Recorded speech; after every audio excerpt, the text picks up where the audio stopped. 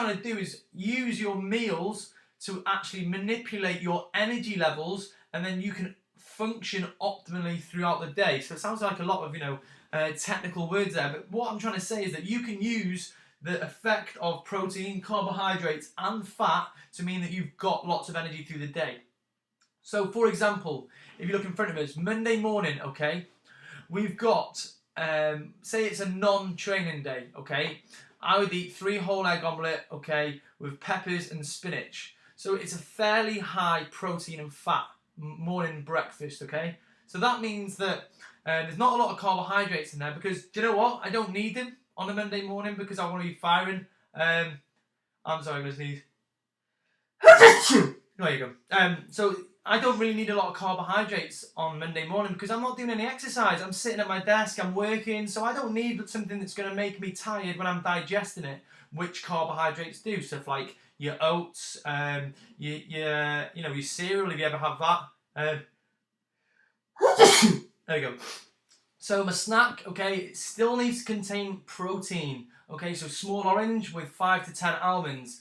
And that means that I can actually quantify, okay, I'm having my fats and my proteins in my almonds, okay. And I've got a small orange in there for a little bit of blood sugar, which will help me think and perform. Again, I'm not having a huge bag of crisps. I'm not having some chocolate, which is going to spike the hell out of my insulin.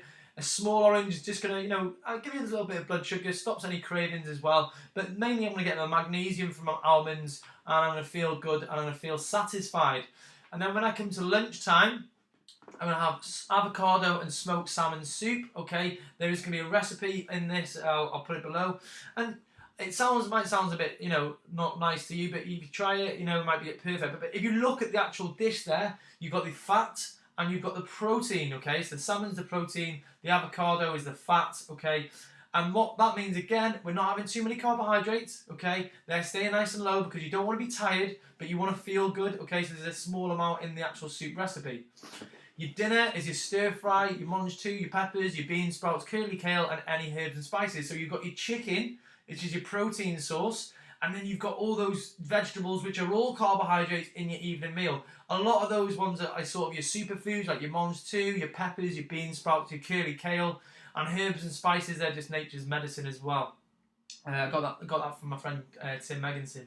Nature's medicine. They really do help with metabolism, with repair, with natural healing, okay, within the body. And we're just supporting that whole Monday with 2 green teas to get you firing in the morning up until around lunchtime. And within, you're going to try 3 litres of water alongside that too.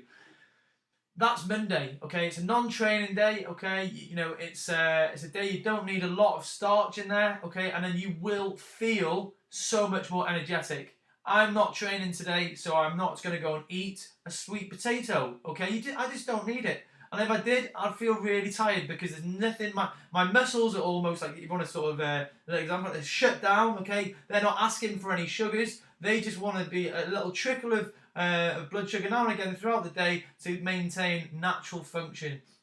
On a training day, after the training, the muscles are open, they're asking for the sugars, okay? They want to be rammed in with air with insulin, so you're going to have high glycemic sugars, which are stuff like your sweet potatoes, your rice, if you have stuff like white potatoes and bananas, they're going to help after training, okay?